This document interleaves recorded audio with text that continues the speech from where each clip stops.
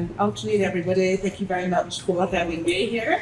I'm Karen Egan from Edison Analysis. You may not have heard of us. We're quite a small subscription research company, but quite high profile in the market. We particularly focus on kind of like quite a strategic level of the market, more of a focus on kind of like the network operators. And so I thought I'd kind of talk you through kind of some of the issues that the operators are facing at the moment, because I think they're kind of quite important to you guys getting kind of good wholesale rates for them, kind of from them. So how they're thinking, how they're feeling is probably quite important in that regard. Before going on to kind of why we think kind of the MVNOs have been doing really quite well of late, and the outlook for those prospects. So. Just kicking off with kind of just how well you've been doing in terms of subscriber net adds, and very much to the detriment of the network operators over the past couple of years. I think that's really quite telling that in 2023, the MVNOs, by our estimates, added about 3 times as many subscribers as the network operators did. And when we look at kind of like the breakdown of what's been happening in terms of kind of the network operators' net adds, kind of Hutch has been doing really quite well, although their numbers include B2B, where they're kind of a market they're just entering, so they're picking up kind of quite a few subscribers there. Also the fixed wireless access product, and they've been doing quite well on Smarty, but much less so on their main 3 brand. O2 in particular really has been suffering, particularly on the handset side, the high value customers. The others kind of, it's just not a good news story. Although BT numbers were a bit better today. Of course, that translates into revenues in terms of kind of the trajectory in the industry. We really saw revenues get to the heady levels of 4% revenue growth for a couple of years there, thanks to the in-contract price increases. And having those kind of running, being implemented through the base, and also, of course, inflation itself ramping up.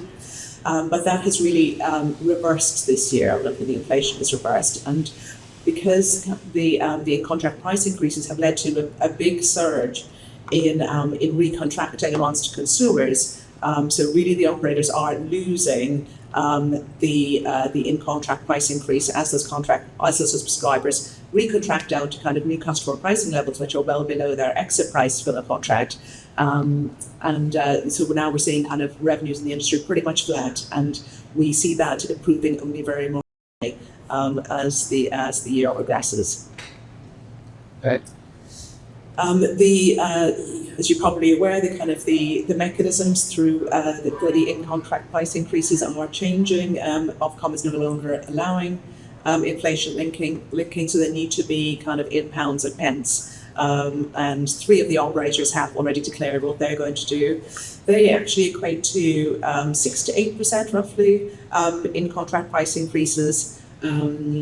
So although they're kind of a big step down on the kind of 14% plus increases that were implemented last year, they are in fact higher than would have been the case with the new inflation levels that we're seeing now. And O2 yet to declare their intentions. We do think that they will go down the route of having some kind of in-contract increases. I mean, very tempting to differentiate and to avoid it altogether, of course, kind of given the negative publicity. And O2, as a company, has been certainly looking for ways to differentiate itself, having kind of lost out on kind of its advantage on custom plans that it used to have, but it would be a very expensive move for it to make to not have those increases at all. It's probably linked to those in-contract price increases. We have, of course, seen kind of complaints for the network operators increase really quite substantially of late. O2 implemented the biggest in-contract price increases because their increases were linked to RPI rather than CPI. And they do appear to also be having quite considerable customer service issues, including queues for getting into their website at times over the past few weeks. The company is investing some money now in turning that around, but it's not going to be a quick and easy turnaround. And we're seeing kind of churn for the operators kind of follow suit in those kind of increased complaint levels. Particularly for O2, who used to have the leading churn levels and really very stable leading churn levels in the industry, and they have now really increased very substantially. The other factor for them that's really led to an increase is kind of they did onboard a lot of the Virgin Mobile subscribers onto the O2 network, and it seems that, of course, those customers are that bit more price sensitive than the typical O2 subscriber base. So they have been, we believe, kind of leaving at a much higher rate than your typical O2 subscriber, so driving kind of their churn rate somewhat. And actually, BT has had kind of EE has had kind of a similar issue with the PlusNet subscribers migrating off their network to a certain extent. Hutchison has really tried very, very hard to kind of manage their churn levels over the past 2 years in particular, and really to no avail, certainly kind of on the basis of the headline numbers. It's proven incredibly difficult, and I suppose the ecosystem has been kind of going against them with kind of contract notifications, text to switch, and the fallout from in-contract price increases. So for the operators, it's not really a great dynamic in the market right now, even with the boost from the in-contract prices, although that's kind of somewhat temporary. Costs have been experiencing much higher inflationary pressures than the operators have been managing to secure the revenue side, and our forecasts for kind of the impact of the current plans for in-contract price increases are that gap between revenues and costs is going to be further. So a tough environment for the operators, which I guess is kind of, for you guys, kind of in some ways good, in some ways bad, because you want them to be keen enough to give you really good prices, really want the business, but I guess you want them to be able to afford to offer cheap prices and be able to kind of invest the capacity that makes the pitch to provide you. One factor that I think is an issue, in particularly looking at some of the remedies that have been proposed in the as part of the Vodafone 3 merger, is what's happening to mobile data growth. And over the past couple of years, we've seen quite a substantial step change. Okay, maybe not step, like quite firmly, kind of noticeably, kind of consistent decline in the rate of growth on mobile traffic, which was growing at about a rate of about 30% just a couple of years ago, and has fallen pretty consistently at most of the operators to more like kind of 10% or so.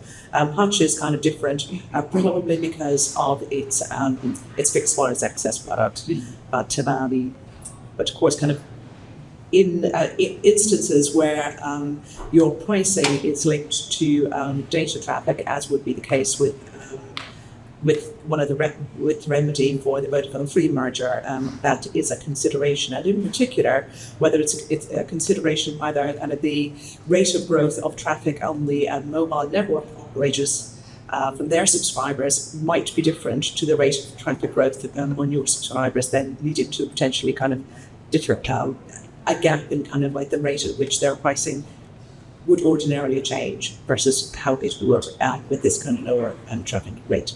Right. So back a little bit. We've tried to estimate kind of the breakdown of the market. Kind of it's quite a game of Sudoku, because we get just snippets of information from various operators at various times. But we're fairly confident that this is broadly the picture. And of course we have Tesco Mobile still biggest. And I think, in terms of the impact on the MVNOs, as the Tesco is not really going anywhere, it's going to stay on the O2 network. Sky, we believe, has quite a long-term contract on the O2 network as well. So those who are really in the market for moving are kind of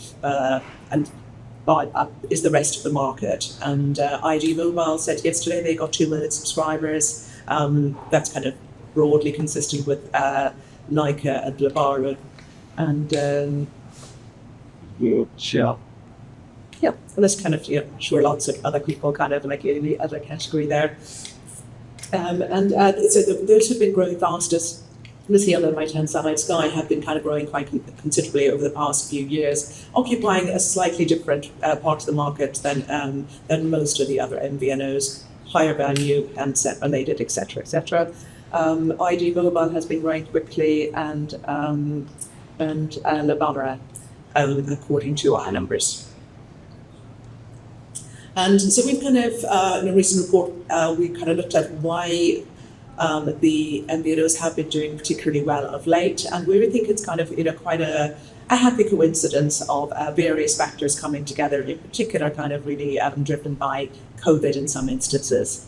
So, of course, we had kind of more capacity coming into the market with 5G spectrum and kind of 5G network rollout, and the more spare capacity the operators have, of course, kind of the more likely they are to give you guys good deals. And one piece of good news on that, of course, is kind of the Vodafone 3 merger. We think that capacity in the industry would increase by about 25%.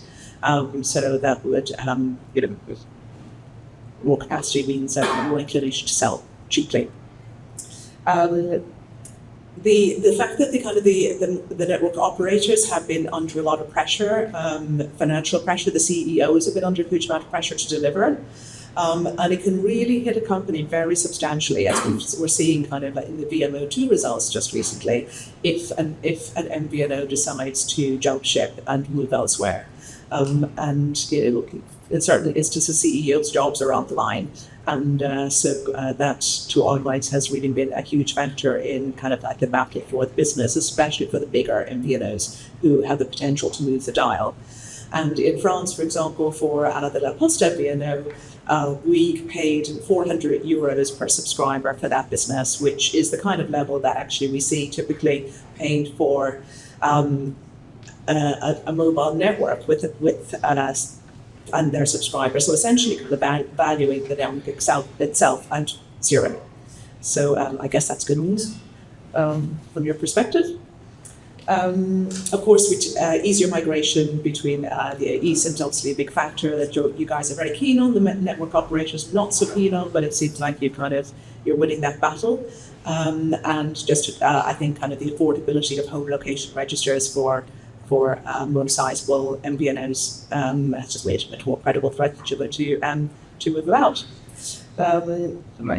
And I do think that eSIMs, although the operators have been kind of dragging their heels and making it more difficult, I do think that there is a certain amount of kind of accepting that is going to be the reality. And to the question of kind of when the iPhone is going to have to be eSIM only, I think that's a really big issue for the industry. So the MNOs are going to have their systems in place, ready to kind of do them to implement at scale, if and when that happens. And Apple, being Apple, of course, won't necessarily give very much notice of that. There's the cost of living crisis, of course, although inflation's coming down, of course, prices aren't. We don't necessarily see it easing in that anytime soon. So people are still going to be kind of bargain hunting. The MNO price increases, of course, have disgruntled a lot of their customers, particularly the heady hikes that there were recently. Although the kind of current levels will be probably higher than would have been the case with inflation, I think it will nonetheless disgruntle customers less than the unpredictability and the escalating nature of the kind of increases that customers have experienced over the past couple of years. More SIM-only contracts has played into your hands, with most MVNOs not really offering handsets. And that has been a factor that has been exacerbated by COVID and the cost of living crisis. If I can remember some stats now, I think kind of that a few years ago, the proportion of contracts that had a handset element to them in the UK market was about close to 49%, and that figure is now 30%. And we're seeing kind of, even where customers are buying handsets, they are also increasingly kind of disaggregating the handset purchase element and the telecoms contract. So new handset sales, I think a couple of years ago that were SIM-free, because like so much kind of SIM-free and free SIM terminology, right? But handsets without a phone contract were about 20% of the market, and now they're about 29%. So they're kind of typically not bought through the network operators. And this is something that the operators are troubled by. They don't really want that happening. They kind of sit quite apart from kind of the subscribers being free to kind of go shopping elsewhere for their mobile subscription. They really see it as kind of like it's an area where they kind of feel that it's more difficult for them to compete if they're not just tagging it all to a handset sale. And they do take the opportunity very frequently when they're selling handsets to also sell slightly more expensive airtime contracts than they would on a SIM-only basis. This one is definitely kind of exacerbated by SIM-only. The move to online distribution, and of course that is kind of like a meta trend that will show no sign of abating. But of course that kind of increased the addressable market, particularly for the likes of and Lebara, who were kind of quite confined to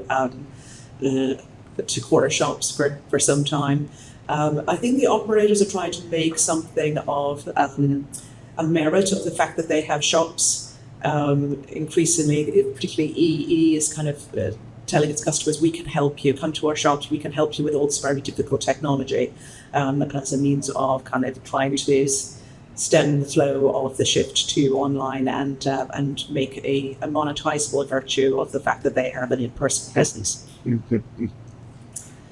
that just more switching in general has, of course, kind of it helped you guys take share in the market. Of course, we've got disgruntlement, text to switch, and out of contract and notifications, and indeed the move to online and price comparison sites. And I think that one thing that does trouble the operators about the price comparison sites in particular is that, of course, they are at liberty to be very clear about what network all of the MVNOs are using. Which is not something that they like, and kind of customers who are arguing, of course, will quite easily find a way of getting onto the network they like through a cheaper medium. And I think that does kind of, in some ways, in the future, it may make the operators somewhat more reluctant to offer great deals on especially networks that are perceived to be particularly high quality, because they don't really want to be competing with themselves. They really want to, I think EE in particular really sees kind of MVNOs as kind of like a part of the market where they don't operate anymore, especially now that they've lost their PlusNet brand. But if they do see kind of a lot of I suppose customer arbitrage as a way of kind of getting the EE network cheaply and not impacting their subscriber numbers, I think it will make them more reluctant.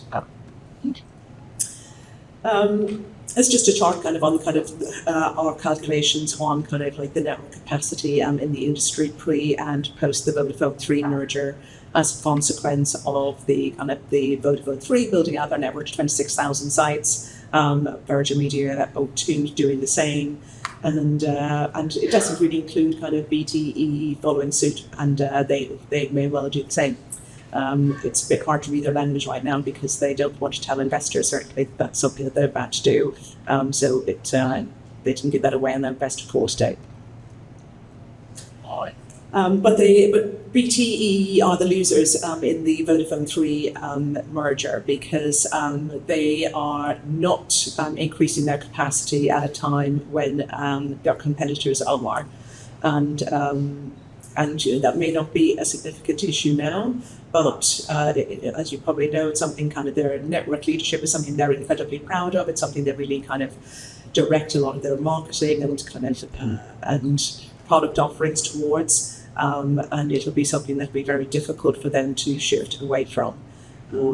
So although kind of we think that Hutch and the rest of the kind of spectrum, we think that they have sold to MVNO2, Vodafone 3 will nonetheless still have, by some margin, the most significant portion of capacity in the industry, but also a very high proportion of the traffic. And the final point I wanted to kind of just touch on is kind of the outlook for the future and the potential for MVNOs that are, hyperscalers or very sizable companies, such as kind of Revolut or other even high street banks, as the barriers to being an MVNO have come down and probably will come down further. So the shift to online, eSIM, easier to switch, etc., etc., and particularly those companies who already have kind of a customer distribution network that they can piggyback onto, so they can kind of like sell these things and sell subscriptions fairly readily and kind of and manage the customers kind of on the back of the system that they already have in place. We do think there's scope for more sizable companies getting into the space. The hyperscalers, we're not so sure they're going to really kind of go down the kind of direct MVNO route, perhaps probably more, a bit more the gateway functions, so particularly Apple, if they have, eSIM only phones, that they've act a little bit more like almost kind of like a car phone warehouse, where you kind of get to choose your network as you either buy your phone or as you boot it up. And obviously that's something that kind of the network operators are definitely not keen on, but something that's in the back of their minds, particularly everything that they're doing with eSIMs. So that's it for me about kind of like the ecosystem.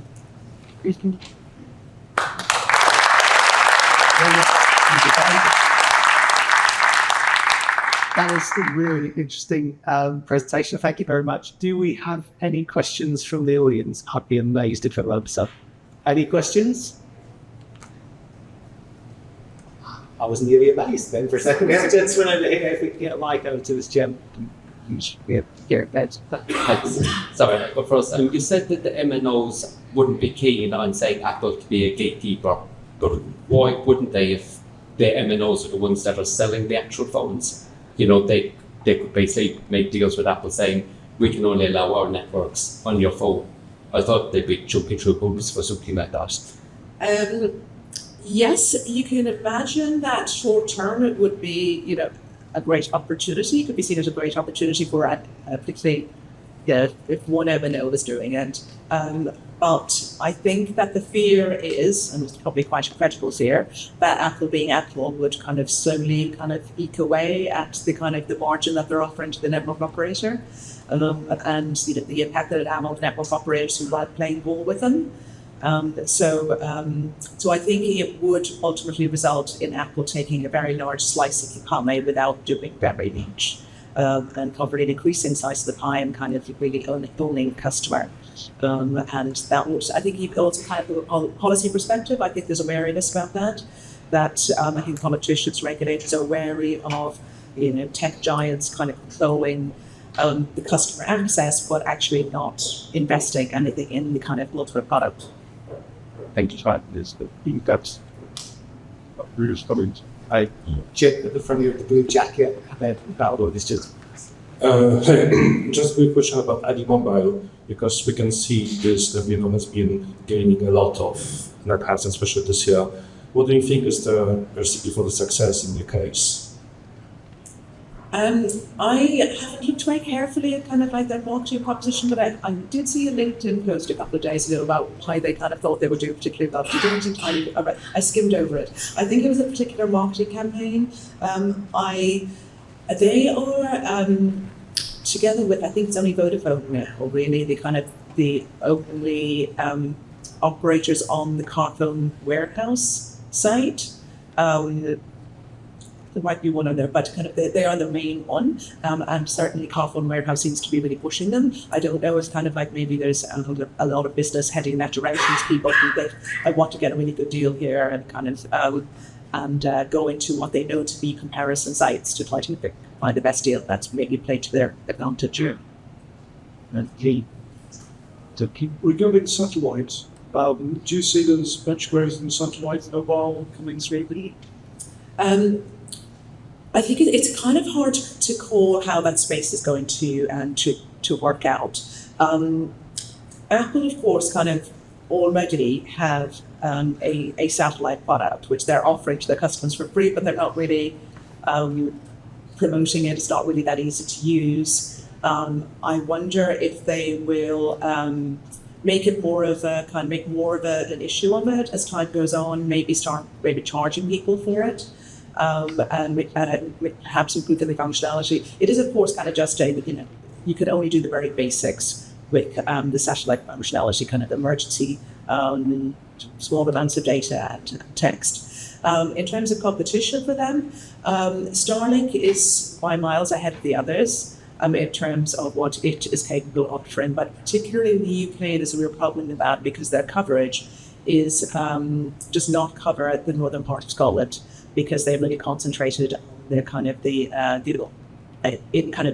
satellites that have direct-to-device capability, being those that kind of cover most of the US and kind of go that way around the globe, rather than kind of going the other way and over in kind of plants the UK that want. So that we think it's probably some time away. There's also kind of spectrum access issues to be resolved, but maybe kind of 2-3 years time, either they'll be in a position to offer kind of a satellite product, and that's why kind of one of the reasons I'm clicking on this slide, because if they are able to offer kind of nationwide coverage, emergency coverage, even kind of like with the satellite capability, they might choose to offer basic phone services alongside those, kind of quite cheaply in the way that they do with fixed broadband now, kind of online only, just using their name. It would seem kind of in many ways that an MVNO product would be kind of quite an obvious next move for that. But I think we're a long, long time away from kind of satellite being in any way a replacement for present phone services, just given the very state that they have. Fantastic. We've got time for one more. Is this what will be a great bit of chamber? Good. Thanks for your presentation. It was very interesting. I'm curious. You put Apple and Starlink. You kind of hinted to the answer I'm looking for Starlink, but how realistic do you see a possibility where Apple does what they've been doing with the Apple Card in the US, and instead of actually, just like in the US, they're already working with MNOs where when you're buying the phone, you can get a plan right away, right on your phone. I think they do that with Boost Mobile, Verizon, AT&T, and a couple others. But how realistic do you see a scenario where they would actually start becoming a fully fledged MVNO like they have been doing with banking services in the US across the world?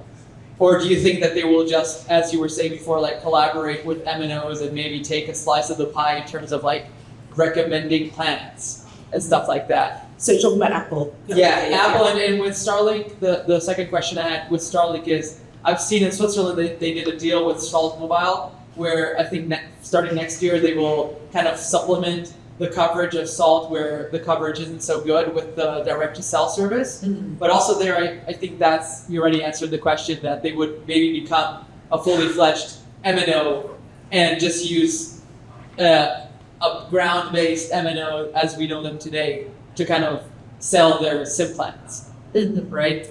Yeah, well, certainly it's an interim step.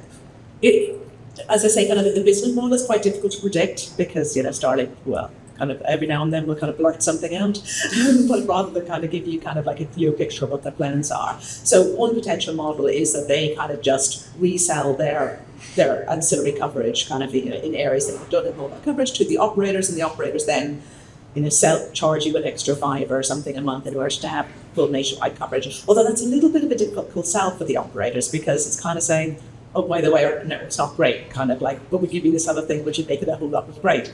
And then if you say that, kind of like, it's like, and then what if it doesn't work? You're paying £5 a month for kind of, for like guaranteed coverage every week. Can't call it guaranteed coverage, can you? Or Starlink kind of like go it alone and it can kind of become a bit of now in that case they would need to be an MVNO, I think, kind of an MVNO with their own service added on, and they'd need to use their name and their platform that they use for selling fixed, and they wish to kind of gain as much commission as they can. Apple, I do think, is different. I think they're kind of much less inclined to get their hands dirty, right, in terms of kind of becoming kind of a real MVNO in the market. I think that at least initially, and probably for some time, they would be more of a gatekeeper. And they'd probably be a very friendly gatekeeper to start with, right? nothing to see here. Just come on our platform. It's all lovely, lovely. So you see them more doing like a move like they've done with Apple Pay versus actually becoming a fully fledged MVNO kind of. So more like an intermediary sort of. Yeah. I think certainly for Apple, in the US several years ago, we did see Google Fi actually becoming kind of more of a. Was that an MVNO really? Would you call it an MVNO? It's kind of like it's almost, it was an MVNO, wasn't it? It was a dynamic MVNO, but it was pre-eSIM and it was using kind of quite poor quality networks, and for that reason they folded. So I think they've kind of shown their hand that that's something that they're potentially interested in doing at a certain point. I wonder if they're kind of maybe now revisiting that as a potential option. Maybe the conditions are more favourable this time around. Bit hard to call. I think Apple style will be more hands-off initially because, of course, that's more kind of globally scalable as well, and that's super important to that. Okay. Thanks. Brilliant. Well, thank you, Karen. We're not done with you yet, I'm afraid, because you've got to do a fireside chat now. So if you'd like to show your appreciation.